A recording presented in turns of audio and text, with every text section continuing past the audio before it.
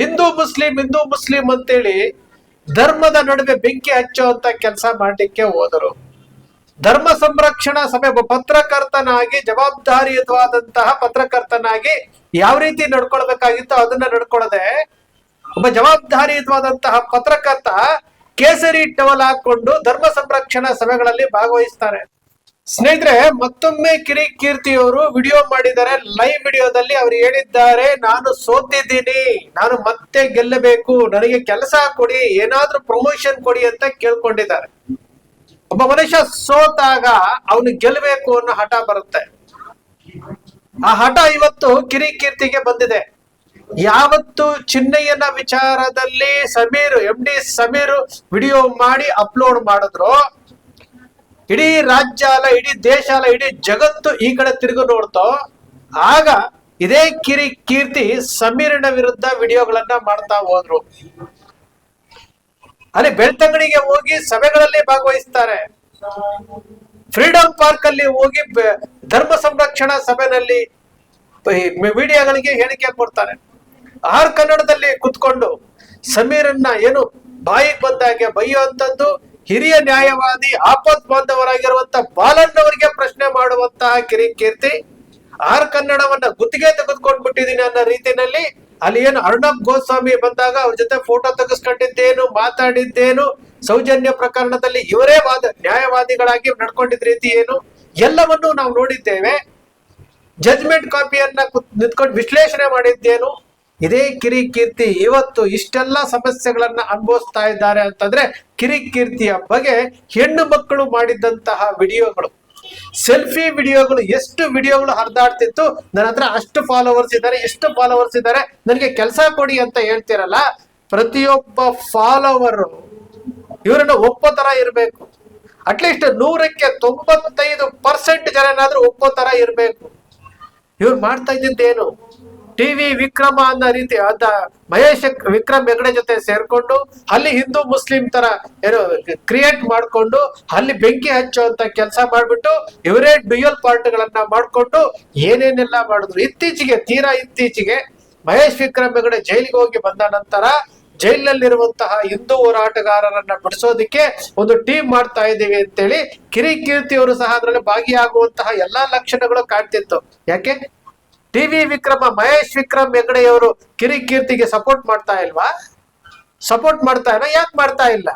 ಹಾಗಾದ್ರೆ ಬಾಯಿ ಮಾತಲ್ಲಿ ಎಲ್ಲ ಹೇಳಿದ್ದಲ್ಲ ಸುಳ್ಳ? ಹಿಂದೂ ಹೋರಾಟಗಾರರನ್ನ ನಿಂದಿಸೋಕೆ ಸ್ಟಾರ್ಟ್ ಮಾಡಿದ್ರಲ್ಲ, ಸೌಜನ್ಯ ಹೋರಾಟಗಾರರನ್ನ ವಿಲನ್ ಆಗಿ ಬಿಂಬಿಸಕ್ಕೆ ಪ್ರಾರಂಭ ಮಾಡಿದ್ರಲ್ಲ ಕಿರಿಕೀರ್ತಿಯವರು. ಇವತ್ತು ಗೊತ್ತಾಗ್ತಾ ಇದೆಯಲ್ಲ ಆ ನೋವು ಏನು ಅಂತ, ಇವತ್ತು ಗೊತ್ತಾಗ್ತಾ ಇದೆಯಲ್ಲ ಕುಸುಮಾವತಿ ಅವರ ಕುಟುಂಬದವರ ನೋವು ಏನು ಅಂತ ಗೊತ್ತಾಗ್ತಾ ಇದೆಯಲ್ಲ. ಪವಿತ್ರವಾದಂತಹ ಸಾವು ಅಂತ ಹೇಳುವಂತಹ ಇದೇ ಕಿರಿಕೀರ್ತಿ ಸೌಜನ್ಯದು ಪವಿತ್ರವಾದಂತಹ ಸಾವು ಅಂತ ಹೇಳಿದಂತಹ ವ್ಯಕ್ತಿ. ಸೌಜನ್ಯ ಪವಿತ್ರವಾದಂತಹ ಸಾವು ಅಂತ ಹೇಳಿದಂತಹ ವ್ಯಕ್ತಿ ರುದ್ರಮುನಿ CID ಅಧಿಕಾರಿ ರುದ್ರಮುನಿ ಹೇಳ್ಬಿಟ್ರಂತೆ ಇದು ಪವಿತ್ರವಾದಂತಹ ಸಾವು ಅಂತೇಳಿ. ಇಂತಹ ಕಿರಿಕೀರ್ತಿ ಇವತ್ತು ತನ್ನ ಜೀವನದಲ್ಲಿ ಆಗಿರುವಂತಹ ನೋವುಗಳನ್ನ ಹಂಚಿಕೊಂಡು ಲೈವ್ ಮಾಡ್ತಾರೆ ಅಂತಂದ್ರೆ ಇವತ್ತು ಕಿರಿಕೀರ್ತಿಗೆ ಅರ್ಥ ಆಗಿರಬೇಕು, ಇನ್ನೊಬ್ಬರ ಬಾಳಿನಲ್ಲಿ ನಾನು ಯಾವ ರೀತಿ ಆಟ ಆಡಿದ್ದೇನೆ, ಅವರ ಮನಸ್ಸಿನಲ್ಲಿ ಎಷ್ಟು ನೋವನ್ನ ಅನುಭವಿಸಿದ್ದಾರೆ, ಆ ನೋವು ಇವತ್ತು ಅವರಿಗೆ ಅರ್ಥ ಆಗಿರ್ಬೇಕು. ಇವತ್ತು ಅರ್ಥ ಆಗಿರ್ಬೇಕು. ಜಡ್ಜ್ಮೆಂಟ್ ಕಾಪಿಯನ್ನು ಇಟ್ಕೊಂಡು ತಾವೇ ಎಲ್ಲ ವಿಶ್ಲೇಷಣೆ ಮಾಡಿಕೊಂಡು ಇಲ್ಲಿ ಆರೋಪಿಗಳನ್ನಾಗಿ ಮಾಡಿ ಏನೇನ್ ಡ್ರಾಮಾ ಮಾಡ್ತಾರ್ರಿ, ಏನೇನ್ ಡ್ರಾಮಾ ಮಾಡ್ತಾರೆ. ಪ್ರಾಮಾಣಿಕವಾಗಿ ಕೆಲಸ ಮಾಡಿದ್ರೆ ಏನು ಸಿರಿ ಸಿಗದೆ ಇರ್ಬೋದು, ಆದ್ರೆ ನೆಮ್ಮದಿ ಅಂತೂ ಸಿಗುತ್ತಲ್ಲ, ನೆಮ್ಮದಿ ಅಂತೂ ಸಿಗುತ್ತಲ್ಲ. ಇವತ್ತು ಕಿರಿಕೀರ್ತಿ ಎಂಬ ಪತ್ರಕರ್ತನ ಒಂದು ಜೀವನದ ಶೈಲಿ, ಏರು ಪೇರುಗಳು ಏನೆಲ್ಲ ಮಾಡ್ಕೊಂಡ್ಬಂದ್ರು ಇತರರಿಗೂ ಪಾಠ ಆಗಬೇಕು, ಇತರರಿಗೂ ಪಾಠ ಆಗಬೇಕು. ಇದು ಎಲ್ಲಾ ಪತ್ರಕರ್ತರಿಗೂ ಪಾಠ ಆಗಬೇಕು. ನಾನು ಕಿರಿಕೀರ್ತಿಯನ್ನ ದೂಷಣೆ ಮಾಡ್ತಾ ಇಲ್ಲ. ಮನುಷ್ಯ ತಪ್ಪು ಮಾಡ್ತಾನೆ, ತಿದ್ದಿ ನಡೆಯುವುದು ಸಹಜ ಅಂತ ಹೇಳ್ತೇವೆ. ಎಲ್ಲಿ ಹೋದ್ರು ಇವರೆಲ್ಲಾನು ಹಿಂದೂ ಹೋರಾಟಗಾರರು, ಭಾರತೀಯ ಜನತಾ ಪಕ್ಷದ ಪರವಾಗಿ ಮಾತನಾಡಿರುವಂತವ್ರು, ಯಾರ್ಯಾರ ಜೊತೆ ಮಾತನಾಡಿರುವಂತ ಕಿರಿಕೀರ್ತಿಗೆ ಯಾರು ಸಪೋರ್ಟ್ ಮಾಡ್ಲಿಲ್ಲ? ಇವತ್ತು ಹೋರಾಟಗಾರರನ್ನ ಗುರಿಯಾಗಿಸ್ಕೊಂಡು ಏನೆಲ್ಲ ಮಾತನಾಡಿದಂತಹ ಕಿರಿಕೀರ್ತಿ ಇವತ್ತು ತನ್ನ ಜೀವನದಲ್ಲಿ ಆದಂತಹ ನೋವುಗಳ ಬಗ್ಗೆ ಪದೇ ಪದೇ ವಿಡಿಯೋ ಮಾಡಿ ಲೈವ್ ಮಾಡಿದ್ರೆ ಯಾರೂ ಸಹ ಸ್ಪಂದಿಸೋದಿಲ್ಲ. ಕಿರಿಕೀರ್ತಿ ಅವರೇ, ನಿಮ್ಗೆ ಉತ್ತಮವಾದಂತಹ ಒಂದು ಜವಾಬ್ದಾರಿ ಇತ್ತು, ಉತ್ತಮವಾದಂತಹ ಒಂದು ಭವಿಷ್ಯ ಇತ್ತು. ನೀವು ಸಮಯ ಚಾನೆಲ್ನಲ್ಲಿ ಕಾರ್ಯಾರಂಭ ಮಾಡಿದಂತಹ ಕಿರಿಕೀರ್ತಿ ಹುಚ್ಚ ವೆಂಕಟ್ನ ಹಿಡ್ಕೊಂಡು ಸ್ಟಾರ್ಟ್ ಮಾಡಿದಂತಹ ಕಿರಿಕೀರ್ತಿ, ಅದಾದ ನಂತರ ಯೂಟ್ಯೂಬರ್ಸ್ಗೆ ಟ್ರೈನಿಂಗ್ ಕೊಡ್ತೀನಿ ಅಂತಂದ್ರಿ. ಅದಾದ ನಂತರ ಕನ್ನಡದ ಹೋರಾಟ ಅಂತೇಳಿ IT ಕಂಪನಿಗಳ ಮುಂದೆ ಕನ್ನಡದ ಬಾವುಟ ಇಟ್ಕೊಂಡು ಬಂದ್ರಿ. ಅದಾದ ನಂತರ ಬಿಗ್ ಬಾಸ್ ಹೋದ್ರಿ. ಅದಾದ ನಂತರ ಹಿಂದೂ ಹೋರಾಟಗಾರರಾದ್ರಿ. ಜೊತೆಗೆ ಪತ್ರಕರ್ತರು ಅಂದ್ಕೊಂಡ್ವಿ. BTVಗೆ ಬಂದ್ವಿ. ಅಲ್ಲಿ ಹೋದಷ್ಟೇ ವೇಗವಾಗಿ ವಾಪಸ್ ಬಂದ್ವಿ. ಮತ್ಯಾವ್ದೋ ಇನ್ನೊಂದು ರಾಘವೇಂದ್ರ ಮಠಕ್ಕೆ ಹೋಗ್ಬಿಟ್ಟು ಮತ್ತೇನೋ ಮಾಡ್ತೀನಿ ಅಂತ ಹೋದ್ರಿ, ಅದು ಆಗ್ಲಿಲ್ಲ. ಈಗ ಹೊಸ ಒಂದು ಪ್ರಾರಂಭ ಮಾಡಿದ್ದೀರಿ, ನಾನು ಮತ್ತೊಮ್ಮೆ ಏನೋ ಒಂದು ಮಾಡ್ತೀನಿ ಅಂತ ಮಾಡಿ ಕಳ್ಳತನ, ಸುಳ್ಳತನ, ಮೋಸ ಬಿಟ್ಟು ಬೇರೆ ಏನ್ ಬೇಕಾದ್ರೂ ಮಾಡ್ಬೋದು ಜಗತ್ನಲ್ಲಿ. ಪ್ರಾಮಾಣಿಕವಾಗಿ ಏನ್ ಬೇಕಾದ್ರೂ ಮಾಡ್ಬೋದು. ಆದ್ರೆ ಸೌಜನ್ಯ ವಿಚಾರದಲ್ಲಿ ನೀವು ತೊಡಗಿಸ್ಕೊಂಡ್ರಲ್ಲ, ಆ ಹೆಣ್ಣು ಮಕ್ಕಳು ಅಷ್ಟು ಜನ ನಿಮ್ಮ ವಿರುದ್ಧ ವಿಡಿಯೋ ಮಾಡಿ ಹಾಕಿದ್ರಲ್ಲ, ಆ ಎಲ್ಲವೂ ಸಹ ನಿಮಗೆ ಕೌಂಟ್ ಆಗ್ತಾ ಇದೆ ಅನ್ಸುತ್ತೆ. ನಾನು ನಿಮಗೆ ಶ್ರೇಯಸ್ಸನ್ನ ಬಯಸ್ತಾ ಇದ್ದೀನಿ. ಬಹುಶಃ ಕೀರ್ತಿ ಶಂಕರ ಘಟ್ಟ ಅನ್ನೋ ನಿಮ್ಮ ಮೆಸೆಂಜರ್ ಅಲ್ಲಿ ಬಹಳಷ್ಟು ಸರಿ ನಾನು ಚಾಟ್ ಮಾಡಿದ್ದೀನಿ. ನಿಮ್ಮ ಪತ್ರಿಕೋದ್ಯಮದ ಬಗ್ಗೆ 10 ವರ್ಷಗಳ ಹಿಂದೆ ನಾನು ಚಾಟ್ ಮಾಡಿದ್ದೀನಿ, ನಾನು ಮಾತಾಡಿದ್ದೀನಿ.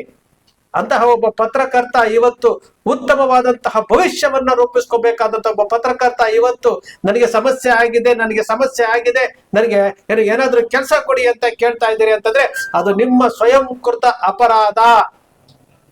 ಕೊಟ್ಟಂತಹ ಅವಕಾಶಗಳನ್ನು ಸರಿಯಾಗಿ ಬಳಸಿಕೊಳ್ಳದಂತಹ ಒಬ್ಬ ಪತ್ರಕರ್ತ ಈ ರೀತಿಯಾಗಿ ಅವಕಾಶಗಳನ್ನ ಕೇಳ್ತಾ ಇದ್ದಾರೆ ಅಂತಂದ್ರೆ ಅದು ಸ್ವಯಂಕೃತ ಅಪರಾಧವಂತೆ ಮತ್ತೇನು.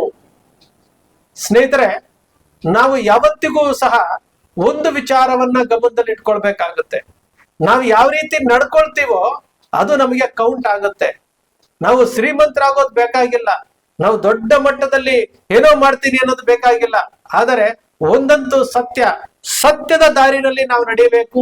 ಸತ್ಯದ ದಾರಿನಲ್ಲಿ ಹೋದಾಗ ನಮಗೆ ಒಂದಲ್ಲ ಒಂದು ದಿನ ನೋವು ಕೊಡುತ್ತೆ, ಕಷ್ಟ ಕೊಡುತ್ತೆ, ಎಲ್ಲವನ್ನೂ ಕೊಡುತ್ತೆ. ಆದರೆ ಆತ್ಮತೃಪ್ತಿ ಇರುತ್ತೆ.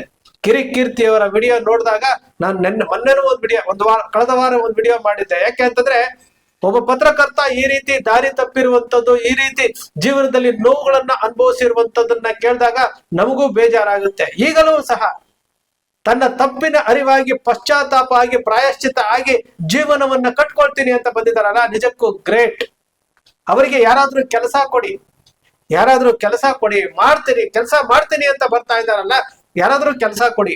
ನಿಮ್ಮ ಯಾವ್ದಾದ್ರು ಸಂಸ್ಥೆಗಳ ಪ್ರಮೋಷನ್ ಇದ್ರೆ ಕೊಡಿ, ವಿಡಿಯೋ ಎಡಿಟಿಂಗ್ ಇದ್ರೆ ಕೊಡ್ರಿ, ಎಲ್ಲವನ್ನೂ ಮಾಡ್ತಾರೆ. ತಾನು ಮಾಡ್ತೀನಿ ಅಂತ ಬಂದಾಗ ಸೋತು ಕೆಳಗಡೆ ಬಿದ್ದಿದ್ದೀನಿ, ನನ್ನ ಎತ್ರಿ ನಮ್ಗೆ ಸಹಕಾರ ಕೊಡಿ ಅಂತ ಕೇಳಿದಾಗ ನಾವು ಸಹಕಾರ ಕೊಡ್ಬೇಕಾಗುತ್ತೆ. ದಯಮಾಡಿ ಯಾರ್ಯಾರಿಗೆ ಈ ಪ್ರಮೋಷನ್ಗೆ ಅವಕಾಶ ಇರುತ್ತೋ, ಯಾರ್ಯಾರಿಗೆ ಅಡ್ವರ್ಟೈಸ್ಮೆಂಟ್ ಅವಕಾಶ ಇರುತ್ತೋ, ನಿಮ್ಗೆ ಯಾರಿಗಾದ್ರೂ ಅವ್ರಿಗೆ ಕೊಡುವಂತಹ ಏನೋ ವಿಚಾರಗಳಿದ್ದಾಗ ಖಂಡಿತವಾಗಲೂ ಕಿರಿಕೀರ್ತಿ ಅವರಿಗೆ ಖಂಡಿತವಾಗಲೂ ಕೊಡಿ. ಆ ವ್ಯಕ್ತಿ ಮತ್ತೊಮ್ಮೆ ನಾನು ಜೀವನವನ್ನ ಕಟ್ತೀನಿ ಅಂತ ಹೇಳ್ತಾ ಇದ್ದಾರೆ. ಜೀವನವನ್ನ ಕಟ್ಟೋದಕ್ಕೆ ನಾವೆಲ್ಲರೂ ಸಹ ಸಾಧ್ಯವಾದಷ್ಟು ಸಹಕಾರ ಕೊಡೋಣ. ಸ್ನೇಹಿತರೆ, ನಿಮ್ಮ ಅಕ್ಷರ ಮೀಡಿಯಾ ಯಾವತ್ತಿಗೂ ಸಹ ತಪ್ಪು ದಾರಿಗೆ ಹೋಗೋದಕ್ಕೆ ಇಷ್ಟಪಡೋದಿಲ್ಲ. ಇರುವಂತಹ ವಿಚಾರಗಳನ್ನ ಹೇಳ್ತೀವಿ. ನಮ್ಮ ಇತಿಮಿತಿನಲ್ಲಿ ನಮ್ಮ ಕೈಲಾದಂತಹ ಕೆಲಸಗಳನ್ನ ನಾವು ಮಾಡ್ಕೊಂಡು ಹೋಗ್ತಾ ಇದ್ರಿ. ನಿಮ್ಮ ಅಕ್ಷರ ಮೀಡಿಯಾ ಸೃಷ್ಟಿ ಮಾಡಲ್ಲ, ಕಲ್ಪನೆ ಮಾಡಲ್ಲ, ವಾಸ್ತವದ ವಿಚಾರವನ್ನ ವಿಶ್ಲೇಷಣೆ ಮಾಡುತ್ತೆ.